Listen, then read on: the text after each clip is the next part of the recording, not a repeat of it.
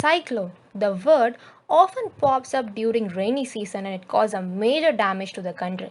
Is there a way to estimate the cloud motion and understand upper atmospheric activities using state-of-art techniques like convolutional neural networks? This is what we are going to see in this presentation. Cloud motion estimation using FlowNet-S. Reference FlowNet Learning Optical Flow with Convolutional Network research paper. Before diving into the cloud motion estimation, let us see what is optical flow. As the name suggests, optical flow is the apparent motion of objects or surface. In the visuals, you can see that using traditional Lucas-Kanda algorithm, the apparent motion of the cube and the disk a surface is found and represented in red arrows. But in cloud motion, we do face a lot of challenges compared to the simple cube motion estimation. They are cloud brings an additional difficulty of being non-rigid object. On the other hand, cube is a rigid object, which means they undergo extreme changes in shape and size, thus making the motion predict difficult. Also, few other common challenges are precise per pixel localization and finding correspondence between two input images. These challenges can be overcome to some extent by using state-of-art technique like convolutional neural network. Our architectures are largely inspired by per pixel prediction tasks like depth estimation and semantic segmentation. Here, the network used to estimate cloud motion is FlowNet simple. The architecture of the network is similar to the autoencoder. The basic idea is a series of down converting layer to a very small but dense feature map and then upsampling this dense map to the original size of the input images frame. The input to the network is two images taken at time t and t plus 1. These two images are stocked together and fed into the network. Since we are not having fully connected layer, the network does not depend on the input size.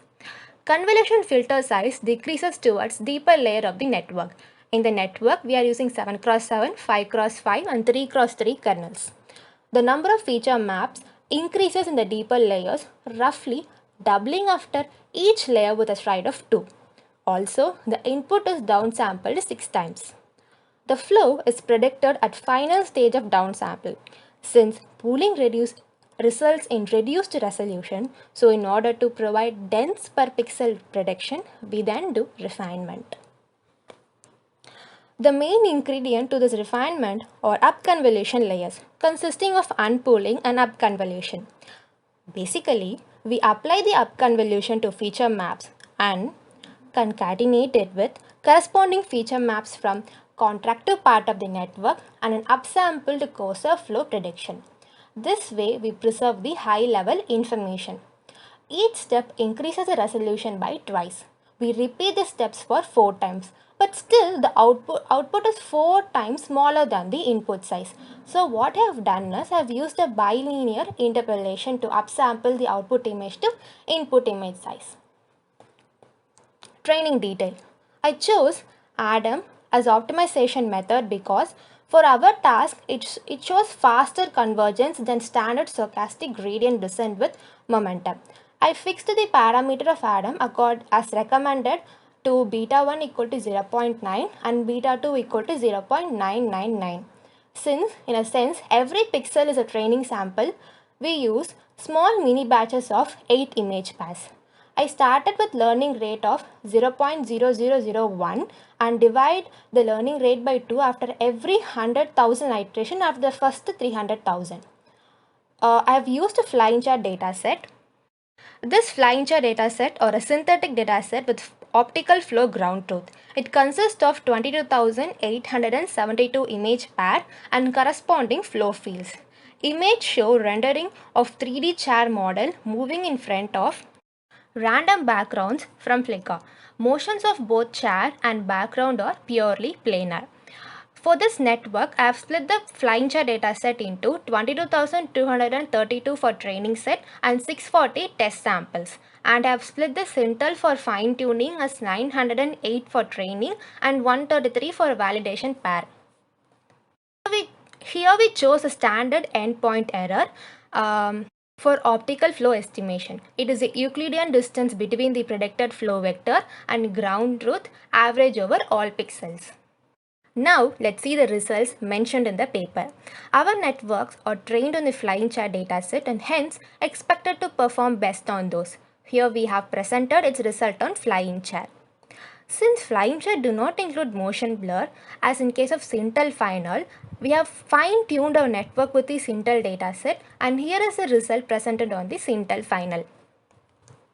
After training and fine-tuning the network completely, what I have done is I have passed two color cloud images at T and T plus 1 to the network, which I have took from the National Oceanic and Atmospheric Administration.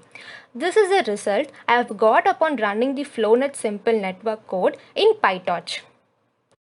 It is observed that these images do not clearly show the motion or object outline due to some consistency in the images confirms the flow fields generated properly, but it is a representation only. This is not very clear like the rigid motion case which we saw in the before slide. This is a vectorial representation of the estimated motion field vector by the network as shown. These arrows show the direction of the cloud motion. In conclusion, we have seen that it is the possible to train a network to directly predict flow of cloud from two input images. Intriguingly, these network data need not be the realistic one. Though we have very less cloud data set, still the network trained without cloud dataset performs significantly well when fed with two cloud images. This proves the generalization capabilities of the presented network. Thank you for listening.